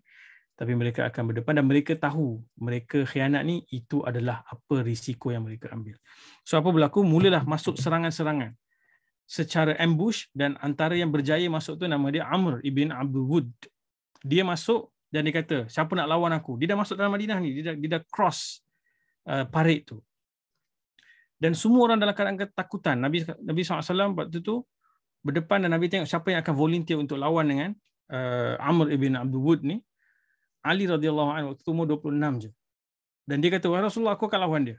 Nabi kata, ni Amr ibn Abdul Wud, duduk, ijlis. 3 kali Ali bangun nak lawan, dan orang lain tak berani nak make the move. Sebab Amr ibn Abdul Wud ni, dia memang kuat, dia memang sangat tegap, dan nak kalahkan dia tu it's almost impossible. Tapi Ali bagi tahu, wa in kana ibn Abdul Wud, tak kisahlah siapa dia, aku nak lawan Rasulullah. Dan melihat semangat yang ada pada Ali dan orang lain tak make the move, Nabi SAW melepaskan Ali. Nabi berdoa kepada Allah SWT kerana betapa berisikonya apa yang Ali buat. Dan mereka naik kuda, 2 orang bertemu dalam sirah Ibn Hisham diceritakan, dalam Ibn Ishaq. Bila mereka engage 2 orang ni, debu berterbangan dan tak nampak apa yang berlaku. Dan sebelum tu, bila Ali marah, Amr ibn Abdul Wud ni kata, siapa engkau ni? Ali ke? Hantarlah orang lain. Sebab dia tengok Ali membesar sejak kecil, sebab dia kawan baik dengan ayah Ali, iaitu Abu Talib. Dan dia kenal ni semua. Dia kata, hantarlah orang lain, janganlah hantar budak kecil. Aku tak ingin nak bunuh kau. Tapi Ali, dia provoke, dia kata, engkau tak ingin nak bunuh aku, tapi aku ingin nak bunuh kau. Dan dia jadi marah, dia triggered. So mereka pun engage. Dan bila berlaku tu, dalam sirah cerita, Ibn Abdul Wud libas dia punya pedang tu, Ali tahan dengan perisai dia. Perisai Ali daripada besi tu patah, pecah 2. Dan dalam kesempatan split second tu, Ali terus hunuskan pedang, terus straight ke leher Ibn Abdul Wud ni. Dan dia mati. Dan hanya diketahui oleh orang Islam apa yang berlaku ketika Ali takbir. Allahu Akbar, dia takbir, baru orang tahu Ali menang. Dan seorang lagi masuk, Naufal ibn Abdullah nama dia, Zubair ibn Awam pergi. Dan Zubair punya libasan tu, dia pukul, badan Naufal ni terbelah dua. Terbelah dua. Ni semua orang-orang muda ni. So Zubair ibn Awam bila balik tu, ada sahabat kata, hebat betul lah pedang kau. Dan Zubair kata, bukan pedang. Tangan yang memegang pedang tu. Dia kata, apa pedang? Ni, tangan ni. Like, just jokingly like nak say that it's the strength. So then that kind of situation berlaku. Khalid bin Walid masuk, tapi mereka ambush, mereka lawan sampai situasi itu dah semakin tegang. Apa yang berlaku kemudian adalah kita nak kena faham situasi ini dah mula masuk ke hari-hari yang sangat critical. Dah munafik dah sindir, munafik menjatuhkan moral orang Islam, sehingga mereka sibuk, dalam sirah diceritakan, mereka serang bertubi-tubi selepas mereka ada allies, mereka ada pakatan ataupun pembelot yang menyokong Al-Ahzab ni daripada dalam. Mereka serang bertubi-tubi sehingga para sahabat dan Nabi SAW terlalu sibuk, mereka lupa solat asar. Bukan mereka lupa je, mereka lupa solat asar. Pernah tak kita macam biasa maybe solat on time, and masa tu berlalu, tiba-tiba kita just auto pilot, ingat kita macam dah solat. Lepas tu baru kita ingat yang kita lupa. So Nabi SAW dan para sahabat pada hari Ahzab ini, mereka sampai tak dapat solat asar. Nak bagi tahu betapa busy, betapa tensionnya situasi tersebut, sehingga Nabi sebut, Mala'allahu alaihim buyutahum wa quburahum nara. Semoga Allah bakar rumah dan kubur-kubur mereka dengan api neraka. Kama syaghuluna anis salatil asr, anis salatil wusta. Seperti mana mereka menyibukkan kita sehingga kita terlepas salatul wusta, salat tengah, solat pertengahan waktu asar, hatta ghabatis syams, sehingga terbenamnya matahari. Ini Sahih Bukhari. Dan Nabi SAW kemudian mengqadakkan solat tersebut selepas matahari terbenam. Dan waktu ini Nabi SAW mula membuat idea dan fikir. Dalam keadaan mereka ni semua kepung kita, dalam negara kita pun dah ada pembelot khianat dalam kalangan orang yang dah buat perjanjian dengan kita. Nabi fikir mungkin kita boleh kurangkan kekuatan pihak lawan ni dengan kita negotiate dengan kumpulan yang tak ada kepentingan melainkan harta, iaitu Ghatafan. Okay, ingat nama kabilah ni Ghatafan, besar kabilah ni, dihantar tentera paling ramai, 5 hingga 6,000.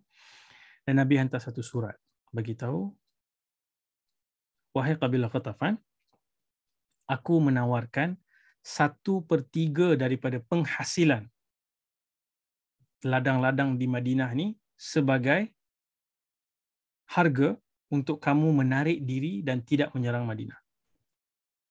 So surat tu sampai kepada Ghatafan. Ingat dulu, offer yang Quraisy buat berapa? Quraisy dengan Yahudi buat 1 tahun punya income negara ditawarkan. Nabi offer 1/3. Nabi offer 1/3. Ghatafan bincang, berkata, kita pun tak expect kita akan lama macam ni. Kita kepung, kita pun tak ada interest sangat. Kita duk ingat nak dapatkan hadiah je, habuan tu. Dan sekarang ni dah makin lama, let's cut short. Let's cut loss lah, kita kata. Kita settle ni, at least kita dapat something. So mereka balas balik surat Nabi SAW, mereka counter offer, mereka minta 1/2. At least half. Quraisy offer 1, at least, you give us half. Bila surat tu sampai, Nabi beritahu, no, 1/3 and tak boleh nego dah, 1/3. So dia bincang-bincang, at least dapat 1/3. Kita pun nak kalahkan ni, kita tak ada interest, kita bukan ada kepentingan, at least dapat. Ini belum tentu dapat ni, offer 1 tahun punya produce, tapi tengok gaya dah 25 hari duk sembang, tak jadi apa pun, serang pun tak, apa pun tak jadi. So mereka setuju 1/3. Bila Nabi SAW dapat surat ni, Nabi tak membuat keputusan untuk finally agreement, sign agreement tu seorang diri. Nabi SAW bincang dengan 2 orang pemimpin terbesar di Madinah, iaitu Sa'ad dan Sa'ad tadi, Sa'dan ni tadi. Nabi SAW tanya kepada mereka, ini adalah offer yang kita negotiate, apa yang korang fikir? Dan menariknya, Sa'ad bertanya dekat Nabi SAW. Dua-dua Sa'ad ni bertanya, wahai Rasulullah, kami nak bertanya dulu. Adakah ini arahan daripada Allah Subhanahu Wa Taala? Kalau ya, kami of course tak boleh nak bantah dan kami kena ikut. Yang kedua, adakah ini keputusan yang kau ambil sebagai seorang Nabi? Dan itu juga kita perlu taat dan ikut. Atau ini adalah langkah-langkah rundingan yang engkau buat kerana nak protect kami. Maksudnya Nabi buat out of mercy. Sebab Nabi kesian tengok orang-orang Madinah kadang-kadang takut, lapar, sakit, penat macam tu. Dan Nabi kata, inilah disebab aku buat keputusan ini sebab yang ketiga. Kamu dikepung dari segenap penjuru, kamu diserang tanpa henti. Dan aku nak kurangkan beban tu. Dan Sa'ad bin Mu'adh, always dalam sirah kita akan nampak ucapan dia, kata-kata dia penuh dengan pick up line, penuh dengan punch dialogue. Dan memang kalau kita nak semangat tu, kita boleh tulis lah dekat dinding rumah kita kata-kata Sa'ad bin Mu'adh ni. Dan dia kata, wahai Rasulullah, waktu kami dulu sembah berhala sama macam Ghatafan, sama-sama syirik, hidup tak ada petunjuk dan panduan, mereka takkan boleh makan satu biji tamar pun daripada penghasilan kami, melainkan mereka datang sebagai tetamu atau mereka bayar. Dan sekarang kami dah menjadi Islam, kami kenal Allah, kami mengesakan Allah. Kenapa kami nak kena bagi benda ni for free hanya sebab kami takutkan mereka? Dan Sa'ad kata, la nut'imuhum illa saif. Kita tidak akan beri makan kepada mereka melainkan pedang. Dan dia kata, hatta yahkumullahu bainana wa bainahum. Sehingga Allah menetapkan hukum antara kami dan dia. Nabi SAW dengar apa yang Sa'ad sebut ni, Nabi kata, anta wa dhak. Macam, you are the man. There you go. Dan Nabi balas offer kontrak yang ditawarkan, almost agreed, tapi Nabi balas balik bagi tahu tak continue, kita teruskan negotiation ni. Dan waktu inilah Nabi SAW mula mendapat, kita dah towards the end ni, sebelum kita pergi pada Q&A, insyaAllah kalau sempat, Nabi SAW mula mendapat bantuan daripada Allah SWT dalam jalan-jalan yang Nabi SAW tak sangka. Mereka sudah reach satu level ketakutan yang amat dahsyat, go through kelaparan dan sebagainya. Ada beberapa kisah kecil yang kita tak sempat nak cerita, contohnya bagaimana Banu Quraidah sebenarnya menyerang tempat wanita dan anak-anak ditempatkan di Banu Harithah, sehingga makcik Nabi SAW sendiri namanya Safiyah pakai selendang, dia ambil selendang diikat jadi macam lelaki, dia turun sebab dia dengar ada beberapa orang yang sedang berbisik-bisik dan panjat daripada kubu tu, dan dia turun, dibawa dia punya pisau, dia sembelih mereka. Nak tunjukkan wanita walaupun usianya sudah lanjut waktu tu, tapi strength yang mereka ada tu luar biasa. Boleh panjat dengan tali, they can like potong, dan amazing. Dan sahabat semualah, Nabi SAW sendiri at that age, Nabi SAW committed kepada agenda Nabi untuk membawa perubahan. Dan Nabi make sure selain Nabi intellectually powerful, spiritually powerful, Nabi juga physically powerful. Strength Nabi SAW dan para sahabat sangat menakjubkan. Cuma ada satu kisah yang agak kontroversi, ada ulama bincang, iaitu selain orang tua, anak-anak dan wanita yang duduk di Banu Harithah tu, di kubu pertahanan tu, ada seorang lagi sahabat Nabi SAW yang duduk dalam tu kerana dia tidak ada kemampuan dan tak ada jiwa langsung untuk mengangkat senjata dan berperang. Nama dia Hassan ibn Thabit. So para ulama bincang, ada misalnya Syekh Ali As-Salabi dalam buku sirah yang besar dan power itu ditulis riwayat itu dhaif. Tapi ada juga ulama kata no, riwayat itu sebenarnya sound, strong. Cuma dilihat daripada sudut lain bahawa Nabi SAW tidak menghukum dia dan Nabi SAW tidak mendesak dia dan memaksa dia, kerana Hassan bin Thabit ni siapa? Dia adalah penyair Nabi SAW, poet. Orangnya berjiwa seni, berjiwa halus, dan memang dia tak boleh untuk tengok darah, angkat pedang dan sebagainya. So dia duduk dalam tu. So waktu yang saya cerita tadi, Safiyah yang makcik Nabi turun tu, sebenarnya makcik Nabi tu bagi tahu dekat Hassan, tu ada orang datang, pergi keluar dan buat something. Hassan beritahu aku nak buat apa? Aku bukan reti, aku tak pandai nak buat pegang senjata apa semua ni. So bila Safiyah bin Abdul Muttalib dah sembelih lelaki daripada Bani Quraidah tu, Dia naik balik, dia beritahu dekat Hassan, okay, at least sekarang pergi turun ambil baju besi, pedang dan apa senjata yang dia ada. Kita boleh guna sebagai senjata kita. Aku tak nak bersentuhan dengan lelaki tu. Nak buka dia punya baju besi semua. Hassan bin Sabit beritahu, tak apa, aku rasa kita tak perlukan benda tu. So dia memang tak nak. Tapi mungkin di medan perang dia tidak menyinar, tapi apabila Nabi SAW diserang dengan tulisan-tulisan syair-syair yang mengeji dan menghina Nabi, Nabi akan panggil, Hassan, do your job. Dan Hassan akan membalas syair-syair itu dan he will shine. Suatu kita semua ni dalam agenda islah membawa perubahan ni bukan satu template je. Bukan semua orang kena masuk certain area, kena buat certain benda yang sama. Tak, semua ada talent, semua ada kelebihan, semua ada kekurangan masing-masing. Use your speciality, menggunakan kelebihan yang kita ada, keunikan yang kita ada untuk kita sumbang ke arah kebaikan dan juga mengajak manusia untuk dekat kepada perpaduan. Sebab tu apa yang Hassan bin Thabit boleh buat dengan syair-syair dia tidak boleh dilakukan oleh Umar, tidak boleh dilakukan oleh Abu Bakar dan yang lain-lain. Tapi dia ada bahagian yang dia tak boleh buat. Radhiyallahu an, kita mencintai dan mengasihi mereka semua. So ada dua sahaja sub story untuk habiskan cerita ni. Kalau kita nak bincangkan dan nak soalan lepas ni boleh. Saya pun tak nak ambil masa lebih lama daripada itu. Yang pertama, apabila kita bertawakal dengan Allah SWT, kita dah exhaust, kita dah habiskan semua usaha kita to the max. Nabi SAW dan para sahabat dah push to the max. Dah tak boleh tahan lapar lebih daripada tu. Dah habis gali parit, dah tak pernah buat. Dah berada dalam ketakutan yang amat dahsyat. Zulzilu zilzalan syadidan. Quran kata digoncang dengan goncangan yang dahsyat. Kalau Allah cerita macam tu, kita tak tahu. Someone yang pernah merasai ketakutan yang dahsyat sahaja boleh imagine.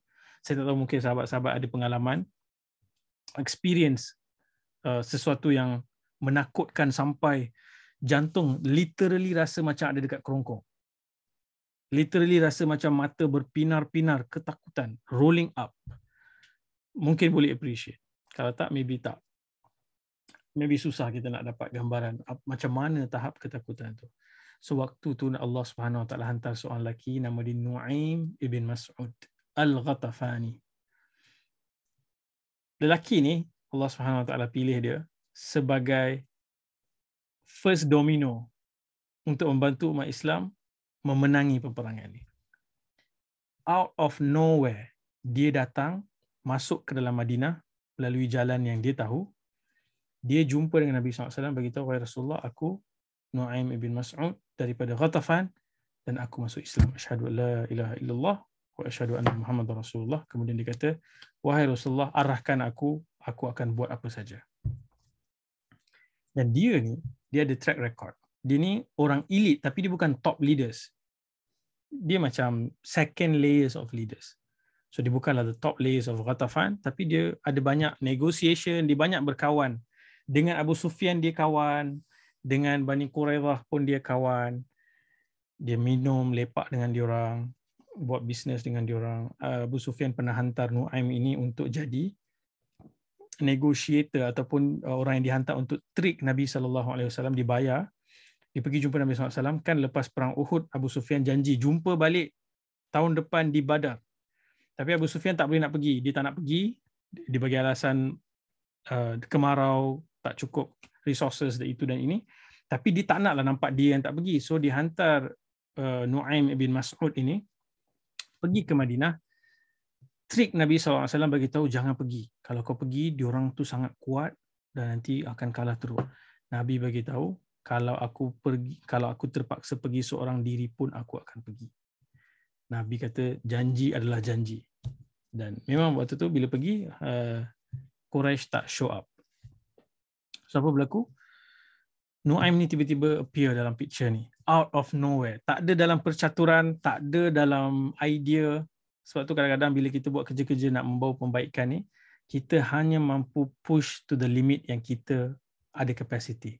Kemudian kita kena bertawakal dan bertakwa kepada Allah SWT. Wa may yattaqillaha yaj'al lahu makhraja wa yarzuqhu min haitsu la yahtasib.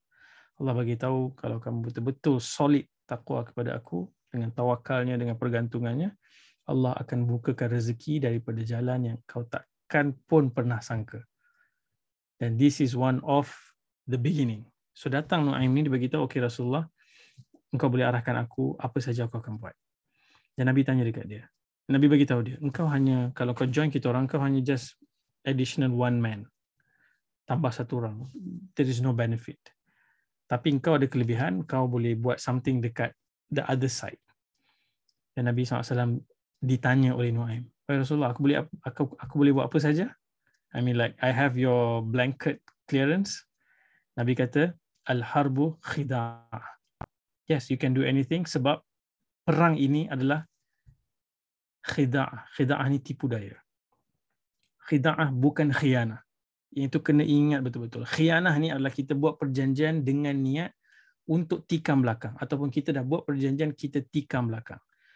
Khida'ah ataupun khida'ah ini adalah, it's a trick. Memang dalam perang ni, semua orang tahu the standard accepted rules adalah semua orang ada tipu daya dia. Tricks, strategi macam mana kita nak panggil apa? Mengelirukan pihak lawan.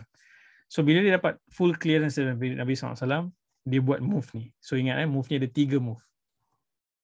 First, dia pergi jumpa dengan Bani Quraidah dalam Madinah. Dia sangat baik dengan pemimpin-pemimpin Bani Quraidah. Dia buat bisnes, dia minum sama, minum arak apa semua. His buddies. Dia pergi sana, dan dia orang tak tahu dia Muslim. Dia ingat dia datang daripada Ghatafan. Dia beritahu. Sebab Bani Quraidah pun tunggu bila kita nak attack ni. Sebab kita attack fail, kita pun dah kantoi dah. Nabi Muhammad dah tahu kita dah belot, tapi tentera daripada luar tak attack dan kita pun tak attack. Dah lama stand off macam ni, bila nak habis? So Nu'aim pergi jumpa dengan Bani Quraidah, dia tahu the hidden fear yang Bani Quraidah ada. Iaitu kalau Quraisy decide untuk call off perang ni, mereka akan balik ke Mekah. Hawazin, Ghatafan akan balik ke tempat masing-masing. Yahudi Bani Nadir akan balik ke Khaybar. Yang akan suffer seorang-seorang adalah Bani Quraidah. Mereka tahu mereka akan, they got so much to lose. While diorang semua ni got nothing to lose. So Nu'aim tahu itu adalah psyche Quraidah yang ada dalam Madinah waktu itu. Setelah mereka khianat, dia datang jumpa Bani Quraidah, beritahu, aku datang ni untuk nasihatkan korang for your sake. Dia kata, kau tahu situasi sekarang ni, Quraisy tak serang dan diorang boleh bila-bila masa call off. Dan bila mereka call off, yang akan suffer dan mati adalah korang. So apa yang korang perlu buat adalah minta dekat Quraisy hantar 70 top leaders, 70 menteri kabinet daripada Quraisy ni, dihantar duduk bersama dengan Bani Quraidah dalam kubu Bani Quraidah di dalam Madinah. Supaya mereka takkan call off. Sebab mereka tahu ada 70 orang dalam ni yang mereka perlu bertanggungjawab dan selamatkan. Dan Bani Quraidah kata, that's a good idea. Dan kita kena buat sebab bila-bila masa kalau kita kena call off, habis kita mati. Dan dia lepas pergi jumpa Bani Ghatafan, Bani Quraidah, dia pergi pula jumpa dengan Abu Sufyan. Abu Sufyan kawan dia juga. Dia cakap, Abu Sufyan, aku ada benda nak bagi tahu, top secret. Dan kau kena, aku bagi tahu ni really for your sake as a friend. This is how he plays his tricks. So dia beritahu dekat Abu Sufyan, aku dapat info daripada kawan-kawan aku dekat Bani Quraidah. Mereka menyesal sebab khianat dan mereka offer dekat Nabi Muhammad SAW, mereka offer dekat orang Islam, kalau mereka serahkan 70 kepala pembesar Quraisy, mereka boleh anggap pengkhianatan itu boleh diselesaikan. So kalau diorang datang, jumpa engkau, minta 70 pembesar Quraisy, especially kalau mereka minta pembesar, be very careful, that means diorang dah goyang. Dia orang dah deal belakang dengan Nabi Muhammad. Dan Abu Sufyan dah. Sebab ini bila pengkhianat ni bergabung, you know, bila pengkhianat bergabung, they will khianat to each other. That's how it's going to work. That's how it's going to be. So Abu Sufyan dah mula goyang dah. Oh, macam mana jadi macam ni pula kan? So bila Nu'aim belah, just a few hours later, Bani Quraidah hantar utusan pergi jumpa dengan Abu Sufyan, minta hantar 70 orang sebagai cagaran. Sebab dia marah, dia kata kau orang ni duk cakap tak serang, tak jadi, tak ada apa berlaku, kata tentera besar kuat, kenapa tak settle lagi? Dia kata let's set the date dan korang kena bagi 70 kepala, 70 orang pembesar Quraisy yang kami akan jaga dan pegang di dalam kubu Bani Quraidah. Dan exactly macam mana Nuaim bagi tahu tadi, klik dalam kepala Abu Sufyan, oh, ini macam really betul ni. So dia kata balik dulu, kami akan bincang. So bila Abu Sufyan bincang, Abu Sufyan bagi tahu dekat pembesar-pembesar Quraisy yang lain, aku dapat info ni dan it's really happening. It's happening. Kita tak akan bagi walau satu orang, anak unta kita pun kita tak akan bagi. So Nuaim buat apa? Nuaim ambil news ni, pergi pula jumpa Bani Quraidah, bagi tahu tak bila korang minta 70 orang tu, Abu Sufyan kata dia nak bincang dulu kan. Tahu dia cakap apa? Dia cakap dia takkan bagi walaupun seorang, dan dia kata kamu sebenarnya dah khianat. Dan Bani Quraidah kata, gila apa kita dah langgar ni semua? Takkanlah kita dah khianat Muhammad sallallahu alaihi wasallam, takkan kita nak khianat dia lagi? Gila. Dia orang semua dah confused. So bila confused ni berlaku, Abu Sufyan kata this is the one last chance. Kita kena mobilize betul-betul, kita attack once and for all. Kita settlekan benda ni. Tak boleh tangguh-tangguh dah sebab rumors dah makin banyak. Yang ni khianat, yang ni khianat. Dia orang dah tak tahu nak percaya siapa dah. Sebab sama-sama punya khianat kan. So Abu Sufyan kata hantar Ikrimah bin Abi Jahal pergi masuk ke Bani Ghatafan, ikut jalan belakang, wherever jalan yang dia ada. Sebenarnya tak adalah 100% protected Madinah waktu tu. Ada je jalan dia orang boleh masuk. Dan pergi jumpa, bagi tahu hari ni, hari Jumaat ni, waktu benda ni berlaku, bagi tahu esok hari Sabtu kita akan serang serentak dari luar dan dari dalam. Pagi hari Sabtu kita akan serang. So Ikrimah pergi jumpa dan jumpa Ka'ab bin As'ad, ketua Bani Quraidah, bagi tahu kita akan serang. Dan bila dia kata demikian, dia tak tahu sebab dia tak pernah hidup dengan Yahudi bahawa hari Sabtu orang Yahudi tak kerja, apatah lagi berperang. So bila dia bagi tahu dekat Yahudi, esok kita akan serang, Yahudi kata, esok Sabtu. Sabtu public holiday, tak boleh kerja. Ikut agama dia tak boleh kerja. Dan Ikrimah kata, gila kau, kita tengah perang, esok nak serang, kau cakap esok tak boleh kerja. Kena kerja, apa masalahnya? Apa masalah dengan Sabtu So tension, dan dia makin rasa ini betul khianat ni. Kenapa dia nak buy time? Sebab Yahudi kata, tunggu, at least Ahad kita akan serang. Sabtu jangan serang lagi, Ahad kita akan serang. So dia macam, apa ni? So dia balik jumpa Abu Sufyan, dia beritahu, aku dah bincang, dia orang beritahu esok tak boleh kerja. Sabtu hari yang dia orang tak boleh buat apa-apa. Sebenarnya sampai hari ini Yahudi memang yang taat dan mengamalkan agama secara ortodoks. Hari Sabtu, the Sabbath dipanggil, Sabtu dia orang takkan buat apa-apa. Itu adalah hari untuk mereka tidak bekerja, melainkan hanya beribadah. Apatah lagi berperang. Bila sampai dekat Abu Sufyan pun sejenis makhluk yang tak kenal siapa dia berpakat, tak kenal culture. So kita hidup dalam masyarakat Malaysia ni, kita kena fikir, betul ke kita duduk sesama kita ni memahami, mengenali antara satu sama lain. Yang kita ada ni bukan mutual trust, yang kita ada ni mutual prejudice. Sebab kita tak kenal. Kita tak tahu adat budaya, tak tahu kepercayaan, tak tahu how the lifestyle for others. Dan bila datang fearmongers ni, datang dan masukkan racun-racun pemikiran, sangkaan-sangkaan fearmongering dan cuba pecahkan kita, we immediately buy sebab we have no information. So Abu Sufyan buat conclusion, that's it, memang confirm khianat. Apa masalah dengan hari Sabtu? Hari Sabtu hanyalah sebuah hari selepas hari Jumaat, sebelum hari Ahad. What's the problem? Dan dipanggil Huyai ibn Akhtab yang ada, ketua Bani Nadir yang ada dekat kat luar ni, bagi tahu, please explain what is this policy hari Sabtu tak boleh kerja. Gila apa? Kita nak serang dah esok ni, kita nak habiskan semua, berapa hari lagi nak tunggu. Dan Huyai bagi tahu, ya, memang hari Sabtu tak boleh buat benda ni. Itu kepercayaan agama. Dan disebabkan dia dah ada mula rasa prejudice, sebab dia dah dapat info, dia kata, no, aku tak boleh brain. Kau boleh kata tak boleh kerja hari Sabtu. Really? Kau fikir aku akan percaya?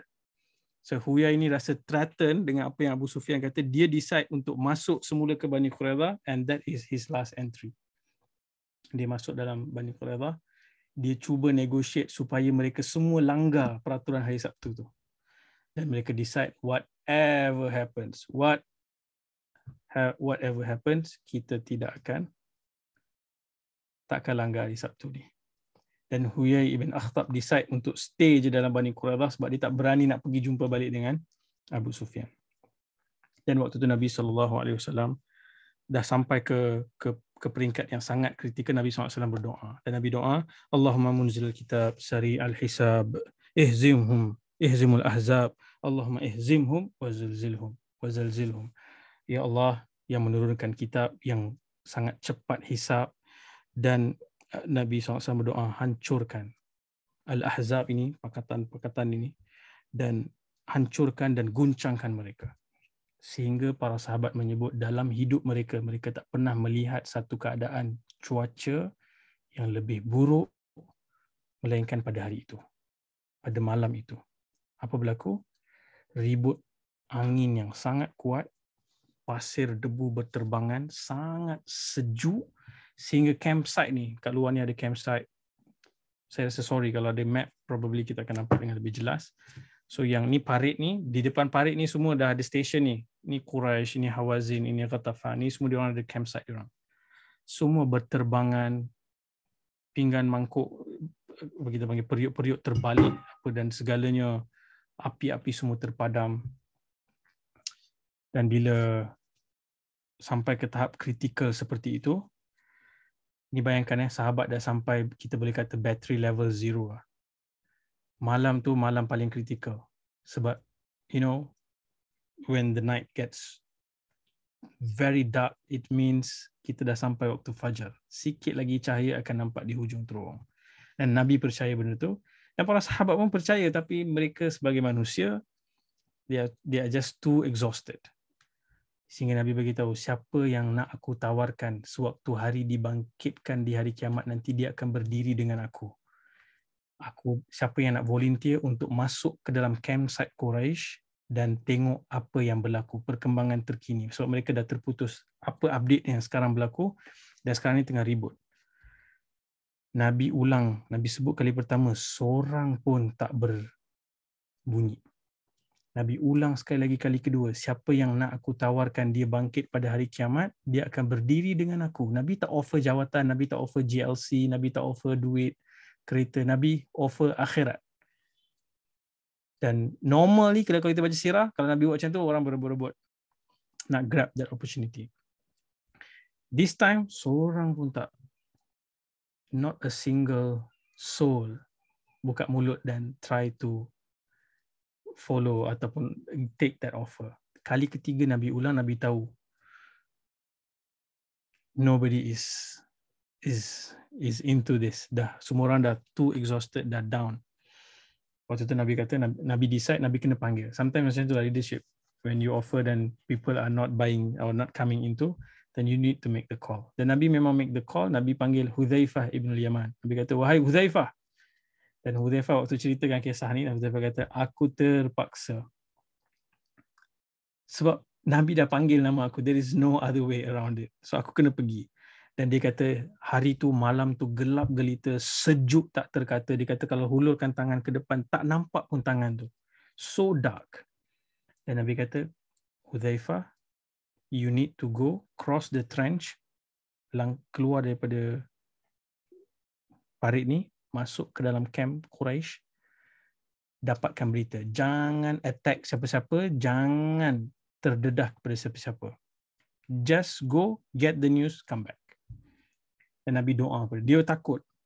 Kita kena faham ni, konteks ni mereka dalam keadaan takut, lemah, penat. Dan Nabi suruh Hudzaifah pergi seorang diri. Dan Hudzaifah ni tak pernah tahu pun muka Abu Sufyan ni macam mana. Dia tak pernah jumpa pun. So dia pun pergi dan Nabi doakan dia. Bila Nabi doakan, Hudzaifah cerita ketakutan itu Allah hilangkan daripada jantung hati dia. So dia pergi dan Nabi tahu dia ni smart, licik. Dia ni orang yang dia ada certain traits yang, dan Nabi SAW percaya dia untuk menyimpan rahsia siapa orang-orang munafik. Dipanggil sahibus sir. Hudzaifah ibn Yaman ni dipanggil sahibus sir. Dan dia bukan orang Quraisy. That's the interesting part. Nabi tak boleh hantar Umar, Uthman, Ali, orang Quraisy yang ada ni sebab dia orang boleh kenal. Tapi this guy, Hudzaifah radhiyallahu an, tak dikenali. So dia pergi, dia beritahu, dia menyelinap masuk gelap, duduk, dan disebabkan angin bertiup ribut. So Allah Subhanahu Wa Taala hantar tentera ni. Kita baca tadi dalam ayat ke-9 surah Al-Ahzab. Abu Sufyan dah sampai to the point that dia give up. So dia kata waktu aku masuk, aku nampak clearly ketua, sebab normally dia tahulah kalau ketua duduk kat sini ada unggun api orang keliling ataupun orang dengar, so dia lah ketua. So dia kata aku ada opportunity, peluang untuk panah dia dekat situ dan aku boleh bunuh dia. Tapi aku ingat Nabi kata jangan buat apa-apa melainkan hanya dapatkan berita. So dia ada peluang nombor satu, dia discount peluang tu. Dan lagi pun Allah SWT menakdirkan bahawa Abu Sufyan akan masuk Islam nanti. Nanti episod ketiga nanti kita akan cerita. So pergi masuk, dia duduk.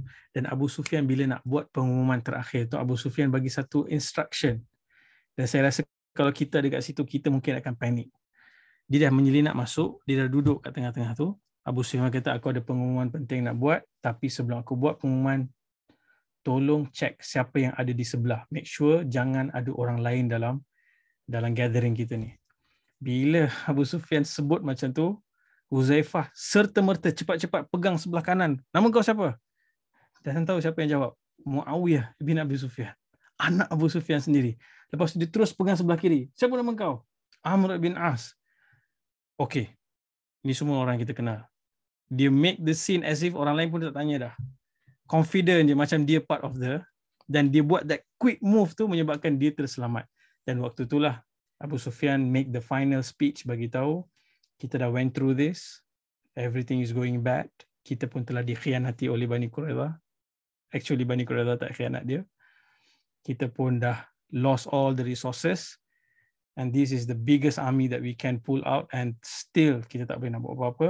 I'm going home. Kalau korang nak stay, korang stay lah, aku nak balik. That's it, done. Let's call this off. So dia pun berjalan naik unta dan sekali lagi Huzaifah kata, aku kalau nak shot dia dekat situ, aku boleh bunuh dia terus. Tapi aku ingat Nabi SAW pesan, jangan. So dia pun menyelinap, keluar, balik semula ke Madinah dan dia nampak sahabat semua keletihan tidur. Nabi SAW seorang diri, pakai selimut yang tebal dan solat. Sebab Nabi SAW bila Nabi nervous, Nabi rasa anxiety, atau Nabi ada satu benda yang mengganggu fikiran Nabi SAW, Nabi akan solat. So bila Huzaifah ibn Yaman balik dan menyampaikan berita tu, dan itulah berita gembira, akhirnya this is going to end and they are saved. So Nabi masukkan Huzaifah ibn Yaman dalam selimut Nabi SAW dan mereka tidur. Sampailah waktu pagi Nabi kejut. Bangun-bangun, dah fajar. Orang yang mengantuk bangun-bangun, dah fajar. Dan itu adalah fajar yang mereka semua rasa relief daripada ketakutan yang maha dahsyat ni. Tetapi bila Nabi, para sahabat balik semula ke rumah, baru je letak senjata, Nabi SAW dapat wahyu daripada Jibril AS. No. Go and settle Bani Quraidah here and now. Pergi sekarang. Sehingga Nabi SAW buat pengumuman, la yusalliyanna ahadukumul asr hatta illa fi Bani Quraidah. Jangan siapa-siapa solat asar melainkan di Bani Quraidah. Semua orang angkat balik senjata dan apa semua, pergi ke Bani Quraidah. That's another story. We keep it for the next session insyaAllah. 25 days. Kepung pula Bani Quraidah. Lama betul. Dan ini semua harga yang mereka bayar untuk proses perjuangan yang panjang. Dan kalau boleh 2 minit, salah seorang sahabat Nabi yang sangat penting yang saya sebut beberapa kali, nama dia Sa'ad ibn Mu'adh tadi, sewaktu ambush masuk dengan keras, dia salah seorang yang tercedera dan baju besi dia sangat kecil dan terhad, menyebabkan dia kena panah dekat bahagian bahu ni yang betul-betul kena dekat saluran darah sehingga dia injured sangat lama. Dan dia berdoa kepada Allah SWT, ya Allah, panjangkan usia aku sehingga aku selesaikan urusan ini dengan Bani Quraidah. Dan Allah SWT panjangkan usia dia. Dan saya jump the gun sikit supaya nak habiskan cerita ni. Kemudian dia meninggal dunia. Dan waktu dia meninggal dunia, dia kind of bedridden dan hospitalized, basically duduk dalam kemah dan dirawat almost 24/7 to try to save him. Dan Nabi selalu ziarah dia dan try to work as much as they can to save him. And suddenly satu hari Nabi SAW dikejutkan oleh Jibril. Jibril bagi tahu, siapa yang meninggal hari ini? Semua pintu langit terbuka menyambut kepulangan dia. Dan Nabi bangun. Nabi keluar rumah sambil memakai baju. Macam kita selalu nampak movie orang dah lambat. Keluar sambil pakai baju, pakai butang pergi. Nabi straight pergi ke kemah Sa'ad bin Mu'adh. Dan Nabi dapati Sa'ad bin Mu'adh telah pun meninggal dunia. Dan hadis Nabi SAW sebut, kematian Sa'ad bin Mu'adh menyebabkan arash Allah Subhanahu Wa Taala bergegar. Dan ada ulama kata bergegar kerana rasa marah kepada orang yang telah menyebabkan dia mati, membunuh dia. Ada juga riwayat menyebut bergegar arash Allah Subhanahu Wa Taala kerana gembira menyambut kepulangan dia. Dan pada hari dia dikebumikan, 70,000 malaikat datang. Turun bersesak-sesak menghantar dia ke kubur. Dan hatta dia pun, sekalipun Sa'ad bin Mu'adh, sekalipun Nabi bertakbir Allahu Akbar. Dan para sahabat tanya kenapa? Sebab Mu'adh baru sahaja dihimpit oleh kubur. Dan semua orang, the first thing yang akan berlaku bila kita masuk dalam kubur adalah kita akan dihimpit. If there is one person that might escape that, it could be Sa'ad bin Mu'adh, not even him. Not even him. So yang membezakan antara orang saleh dengan orang yang tidak baik adalah orang saleh ni, himpitan itu akan terasa seperti satu pelukan yang merangkul, yang beri comfort. Tapi kalau orang tu orang yang tidak baik, rangkulan itu akan meremukkan semua tulang belulang sehingga tulang rusuk saling bersilang antara satu sama lain, hancur. Semoga Allah SWT bantu kita untuk memahami dan menghayati sirah Nabi SAW. Dan dalam lessons yang kita boleh belajar ini, basically saya tak point out lesson 1, lesson 2. We need to think, we need to connect to the current situation, think through, lihat leadership Nabi SAW, how meticulous, macam mana Nabi very tajam mata melihat kepada islah tu, tapi Nabi tahu macam mana nak jaga perpaduan, nak make sure. Basically apa yang transpire dalam event ni adalah kekalahan Al-Ahzab itu adalah tahsabuhum jami'an, kamu nampak seperti mereka itu bersatu padu, sedangkan wa qulubuhum syatta, dan hati mereka berpecah belah. Dan apa yang menyebabkan orang Islam menang walaupun inferior in every terms, tentera jumlah tak cukup, lapar, bekalan tak ada, dikepung, tetapi yang membuatkan mereka bertahan sampai ke hujung itu adalah kesatuan hati itu. Walaupun ada momen mereka tak respon sebab terlalu letih, takut dan penat, tapi Nabi SAW jaga dan para sahabat juga jaga jangan ada fraction, jangan ada perpecahan yang berlaku, dan mereka bertahan dengan bersatu padu. Dan itu menyebabkan mereka boleh survive such a terrible test. Allah SWT sendiri kata ini satu ujian yang sangat berat. So beberapa ketika selepas ni Nabi SAW ada beberapa event yang penting, dan Nabi mula mimpi wahyu bahawa Nabi selepas dikepung oleh Quraisy ni selama 30 hari almost ni, Nabi akan masuk dengan para sahabat dan buat umrah di headquarters Quraisy di Kaabah. So itu apa yang kita akan cerita nanti dalam episod yang akan datang insya-Allah. So maybe ada sikit masa nak tanya soalan. Saya rasa it's very long, almost 2 hours. Almost 2 hours. Boleh kongsikan pandangan ataupun soalan. Kalau tak ada, then we can wrap up insya-Allah. Saya seriously tak tahu what's the feeling sebab saya tak nampak a single face. So saya bercakap ni saya tengok screen hitam je, so really I don't know what is the expression, how people react, and I really don't know. So I'm sorry if too lengthy ke apa, but hopefully you guys get some stories yang not to just listen to stories but to think through, untuk fikir 2-3 event yang kita cerita tu, how it's transpired.